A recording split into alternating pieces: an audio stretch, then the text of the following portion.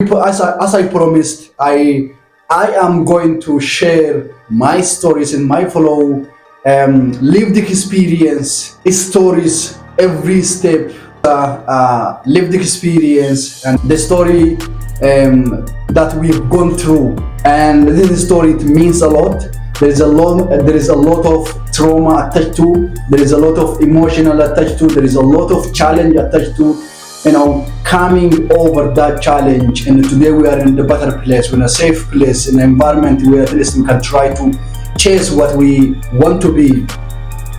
And no matter what, we're trying to come over this challenge. We know it is big, we know it is hard, we know there is a darkest moment, we know there is a very down moment, and unfortunately there is a people who lose them life in this journey. We're going to bring to you every step of this challenge that we've gone through, and by sharing the testimony, by sharing our experience. And it is self-therapy, it's a healing, and this journey come a long way. There is a lot of there is a lot of story that we cannot imagine that we face in so many different time, in so many different places.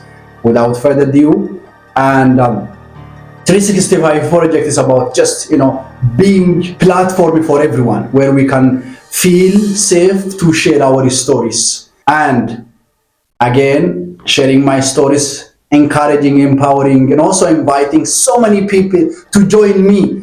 Not only sharing their stories, but the people who have an experience, the people who have a skills. We have experience. If you have skills, let's put together that make bigger impact to the world. Because the smallest step that we can make is always bigger impact that we can make. Every step count. I am introducing incredible person that have been known, and also is member of the SPAR 15. And welcome to our room, Mabel. Happy to see you, my friend. Pleasure, man. Yeah. Long time, you've been disconnected. I know the challenge in the life, there is a lot of stuff. And how are you doing? Well, thank you very much for inviting me back to our home, which is Park 15. And life is amazing. I feel just I born yesterday, and I'm doing great. We just life is good. Good to hear, man, that you're doing well. And of course, there is a lot of ups and downs about life, we can't imagine. And we kind of really just trying to break it down, the story. This is, for me, it's not just really sharing the stories. There is a time where I really attach to it, when there is a time I really feel emotion, or I feel down, but I try to separate if I can do anything about it. If I not, I'm trying to move forward.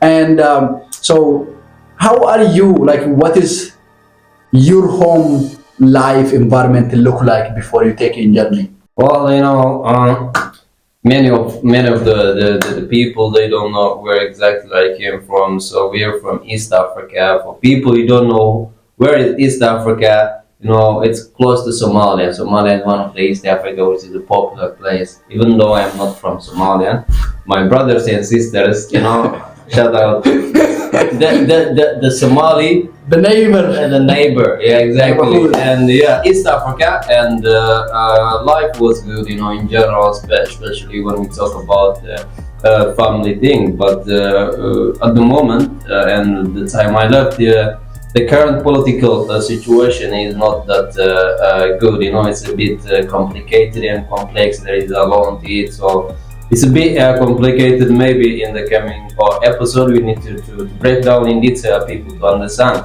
But life was a bit, life was in general wasn't good, wasn't good at all. I may understand, a lot of people related to, our fellow Africans. And one of the biggest Africa have is just, this thing is not really giving opportunity for the younger people. That's is such a way of wasting a lot of resource when it comes to not good implementation, not good education, and also not controlling resource. And I know that because this is dictatorship occupy young people, keeping in the cage, where you get frustrated, you end up in doing so many wrong stuff. That because, of course, that just come down to having proper education implementing instead of stay greedy being on the power 30 years. It's like, there is a lot of people who can do better. You did for a certain time, but then, at some point you need to pass on to someone who can do better than you, for you to dare to prepare the next generation. What kind of legacy do you leave behind? That's, I'm not politics, I'm not going to dive into that just because my frustrating is like, I see a lot of people taking journey of the migration in the, like, the brave people lost their life.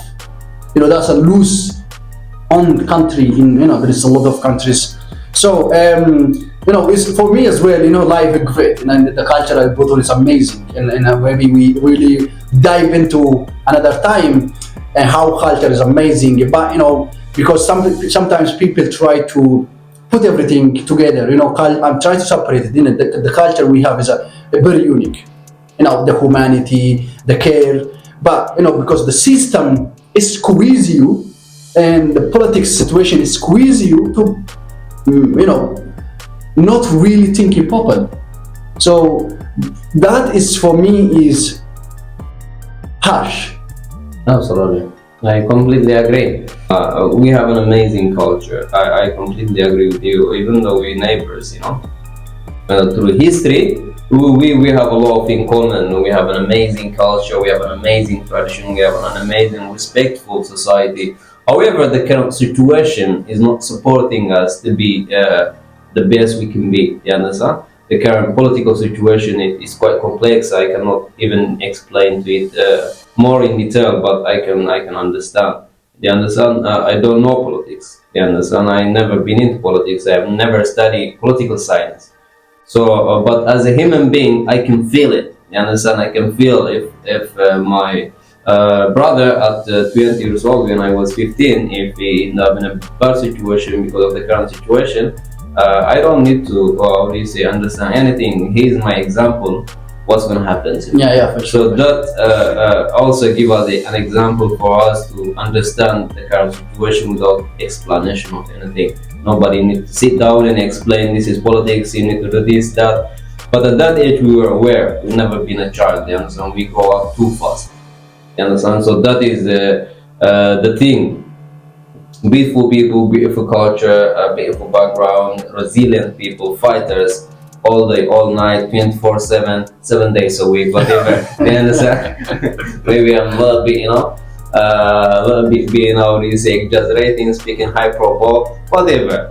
Anyway, coming to the point, yeah, beautiful culture, beautiful people, but the politics not supporting for most of the incredible people that we lost on the way. I know there are people that they can lead a country without, how do you say, hesitation. They can lead a country, but they did not have the opportunity like us to be in a better place. Today, we lost them, you understand? Those people could lead a country, and I believe even a continent, you understand? So their imagination, their ideas, their vision was quite different beyond their self. But unfortunately, sometimes, you lose those kind of people. Life doesn't support you. Somehow, we lost those people, and we're here. And I think so. This is our duty also to express ourselves unapologetically and to tell the current situation and tell our story to the world, because those people, they cannot tell their story. So that's why we take that's really this move also. Yeah, because every story that I come across to so many people, I encounter it every day. And that's like really my privilege. Every time I try to meet someone, I try to speak to. It's like not really questioning every aspect, but it's just like understanding what environment we have. For example, for me, it's like a specific when I was like really small kid, and my excitement is just to become a doctor. That's my dream. And I'm sure for sure as well you have a dream, because what I'm saying is like a lot of people think, oh, as soon as you're born, you think of leaving the home and go to Europe. Small heaven. It's like, for me, like being here, I'm grateful. I'm safe. I'm grounded. But my dream is just because there is a small tragedy happened next to me, and when I say okay, I saw a woman passing away, losing her life during giving birth, not having the medical emergency response, and seeing that pain, For me, it's like I want to become a doctor so I can solve this problem, and I want to have my own hospital. And for sure, you have a dream as well. And without like diving into like what's kind of dream you was having before when you have a sweet comfort zone, living with your siblings, living with your parent, and what kind of dream you was wishing to become. Well, I think so. You just say you had a dream to be a doctor. I will come back to that question. It's a beautiful thing, always to think beyond yourself and trying to contribute to the community. And you see that there is no instant emergency, how do you say, support to any life. And as a young age, we experience this. We're dealing with PTSD, we're dealing with PTSD every day, all day since our childhood. And this trauma make us, how do you say, resilient people, make us very strong. And you say, I decided to be a doctor. Well, that is a very, very good reason to be a doctor, and I really, really appreciate you being, how do you say, unselfish, you being beyond yourself, you understand? I think so. I encourage everyone to be beyond yourself. So once you lose yourself on other service, I think so. That's the most beautiful thing as a human being you can do. It's a legacy you leave behind. We're gonna die, all of us, one day. But the legacy you carry, you brought to your family, to your people, is the most, how do you say, important in life. Your name gonna live forever. So coming to the dream, being young, we all have influence. I was influenced by my older brother. My older brother, back in the days, he was studying civil engineering. You understand? My dream was to be like him. You understand? Every step. He's like 3 years older than me. We hang out together. We play together. We fight together. We fight each other. Whatever. As a kid, but once I get to a teenager level, I always trying to follow his footsteps. You understand? He was good at what he do at any level, so I was trying to achieve that. How do you say, that dream? I'm trying to be in the same team as him. That was my dream, to be an engineer. You understand? To create something, to produce something, to design something. You understand? To come with an idea. Maybe back in the days, I have a good vision to make my homeland one of the greatest architecture on the planet. Maybe it's not factual, but that is my dream. Well, to be an engineer, basically. Thank you very much. And I think it's like, it's a beautiful story, and also it's a beautiful dream that, maybe today you're in a different field. Same for me, I'm in different fields, but I think, I'm still chasing my dream. If I'm not become a doctor, I want to have on my hospital. That's kind of like the hope is still with me, and I have a lot of steps in progress that I'm willing to take it to make my dream come true. And living that side. And this is a story sharing, it's a personal stories and the lived experience stories.